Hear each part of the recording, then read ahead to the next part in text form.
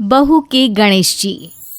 गणेश चतुर्थी आने वाली थी और देवयानी जी की बहू मंजरी इस त्योहार को लेकर बहुत खुश थी। देवयानी जी के घर में गणेश जी की पूजा और बाकी के त्योहार बड़े ही धूमधाम से मनाए जाते थे। अरे बहू रानी, सब तैयारी तो कर ली है ना? इतने दिन से तो त्योहार की खुशियां मना रही थी। जरा मुझे भी बता, तूने क्या क्या तैयारी की है? मम्मी जी, मैंने सब कुछ तैयार कर लिया है। प्रसाद और भगवान की पूजा कहाँ पर करनी है, उन्हें कहाँ पर स्थापित करना है, सब कुछ डिसाइड कर लिया है। अब तो बस गणेश जी की प्रतिमा लाना बाकी है। उस बात की चिंता मत कर, मैं कल ही तुम्हारे ससुर जी के साथ बाजार जाकर एक सुंदर सी मूर्ति ले आऊंगी गणेश जी की। ठीक है मम्मी जी, ये काम आप कर देना। फिर देखना, हमारे घर भी गणपति बाप्पा बड़ी धूमधाम से आएंगे। त्योहार आने में अभी 2 दिन बाकी थे। शाम के वक्त, मम्मी जी, मैं जरा अपनी सहेली के घर जाकर आती हूँ, कुछ जरूरी काम था। लौटते में बाजार से सब्जियां भी लेती आऊंगी। अच्छा ठीक है बेटा। मंजरी अपनी सहेली के घर पहुंचती है। उसकी सहेली कहती है, अरे आओ आओ, मैंने ना तुम्हें बहुत जरूरी काम से अपने घर पर बुलाया था। अच्छा बताओ, ऐसी क्या वजह है जो अचानक तुम्हें मुझे यहाँ बुलाना पड़ा? देखो मंजरी, मैं खुद से ही मिट्टी लेकर आई और मैंने उससे गणेश जी बनाए। वो तो ठीक है, पर इतनी मेहनत करने की क्या जरूरत थी? बाजार में देखती इतने सुंदर सुंदर गणेश जी की मूर्तियाँ मिल रही हैं। वही तो तुम समझ नहीं रही हो। अरे बाजार में जो मूर्तियाँ मिलती है ना, वो प्लास्टर ऑफ पेरिस की बनी होती है। जानती हो कितना नुकसान पहुंचाती है हमारी नदियों को। अरे हमें क्या, सारी दुनिया ही तो ये सब करती है। एक अकेले तुम्हारे और मेरे मिट्टी के मूर्ति काम कर लेने से कौन सी नदियों का नुकसान पहुंचना कम हो जाने वाला है? बस यही समझाने के लिए तुम्हें अपने घर बुलाया था। देखो, मैं तो कहती हूँ तुम भी अपनी मूर्ति खुद से बना लो। अरे नहीं नहीं, मुझसे इतनी मेहनत नहीं होती। कौन इतना काम करे? वैसे भी ससुराल में काम कम है क्या? और मेरी सासू माँ ने तो सारी की सारी जिम्मेदारी मेरे ऊपर छोड़ दी है। जैसी तुम्हारी इच्छा। मैं तो चाहती थी कि इस बार तुम भी अपने गणेश जी खुद ही बना लेती। इसके बाद मंजरी वापस अपने घर लौट जाती है और घर लौटकर ये बात अपने पति महेश को बताती है। जानती हो, मेरी सहेली मुझसे मिट्टी के गणेश बनाने के लिए कह रही थी। अरे ये तो बहुत अच्छा आइडिया है, तुम्हें अपनी सहेली की बात मान लेनी चाहिए थी। अरे लेकिन उसमें कितनी मेहनत लगती है और कितने सारे काम करने बाकी हैं अभी। अच्छा तो फिर ठीक है, जैसा तुम्हें ठीक लगे। अगले दिन सुबह के वक्त मंजरी गाय को खाना देने के लिए अपने घर से बाहर आती है।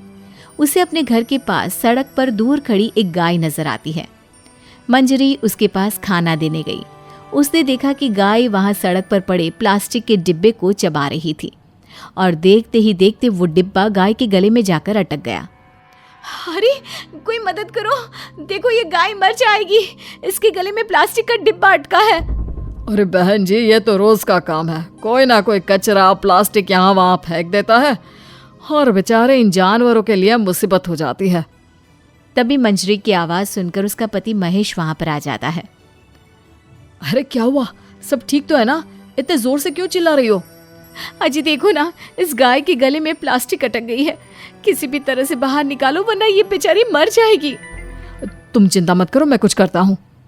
महेश किसी तरह गाय के मुंह से प्लास्टिक का डिब्बा निकाल देता है। ये तो बहुत अच्छा हुआ, आपने बचा लिया, वरना मैं तो देख ही नहीं पाती। त्योहार से पहले अगर गौ माता की मौत हो जाती तो कितना बड़ा पाप पड़ता। न जाने कैसे लोग हैं, ऐसे ही सड़क पर प्लास्टिक डाल देते हैं। हाँ, तुमने बिल्कुल ठीक कहा। अच्छा हुआ तुम दोनों ने उस गाय को बचा लिया, वरना कितना बड़ा पाप चढ़ता। चाहे काम कोई भी करे, लेकिन जानवरों को तकलीफ होती है ना, तो दिल बड़ा दुखता है। मम्मी जी, मुझे लगता है इसीलिए मेरी सहेली मुझे समझा रही थी कि हमें मिट्टी के गणेश जी बनाने चाहिए। अरे नहीं नहीं बहू, गाय को बचाने तक तो ठीक है, लेकिन अब ये नया झंझट मत पालो। अरे कौन बनाए मूर्ति, मुझे तो बिल्कुल भी नहीं आती। अगर तुम बना सकती हो तो ही ये काम करना। बनानी तो मुझे भी नहीं आती मम्मी जी, लेकिन आज गौ माता की जो हालत दिखी ना, उसे देखकर लग रहा है कि मेरी सहेली बिल्कुल सही कह रही थी। माँ और मंजरी, तुम दोनों को इस बात की चिंता करने की जरूरत नहीं है। ये काम तुम मुझ पर छोड़ दो। लेकिन क्या करने वाले हो आप? हाँ बेटा, जरा हमें भी तो बताओ क्या करने वाले हो। माँ बस आप ना शाम तक का इंतजार करो, फिर देखना। मंजरी और देवयानी जी को कुछ भी समझ में नहीं आता, लेकिन वो महेश के कहे अनुसार शाम होने का इंतजार करती है। शाम को जब महेश ऑफिस से लौटकर घर वापस आता है तो एक पैकेट में बहुत सारी गिल्ली मिट्टी लेकर आता है। अरे महेश बेटा, इतनी सारी मिट्टी क्यों लेकर आए हो? माँ, ये इको फ्रेंडली गणेश जी बनाना था ना, इसलिए। हाँ, लेकिन बहू ने बताया था ना कि उसे बनाना नहीं आता, और मुझे तो बिल्कुल भी नहीं आता बेटा। माँ, मैंने उसका इंतजाम भी कर दिया है। वो भला कैसे? ये देखो, YouTube पर अच्छी तरह से दिखाया हुआ है कि मिट्टी से गणेश कैसे बनाना है। अब हम दोनों मिलकर मिट्टी के सुंदर से गणेश बनाएंगे और अपने एनवायरनमेंट की सुरक्षा करेंगे। YouTube का वीडियो देख देख कर महेश और मंजरी ने गणेश जी की बड़ी ही सुंदर सी प्रतिमा बना ली। मंजरी ने अपने मोहल्ले की कुछ औरतों को भी वहां पर बुला लिया और उन सब ने मिलकर गणेश जी की खूबसूरत प्रतिमाएं बनाई। अरे वाह बेटा, ये भी खूब रही। भला हो उस गौ माता का, जिसकी हमने जान तो बचाई, पर बदले में वो हमें कितना अच्छा ज्ञान देकर गई। बिल्कुल ठीक कहती है मम्मी जी।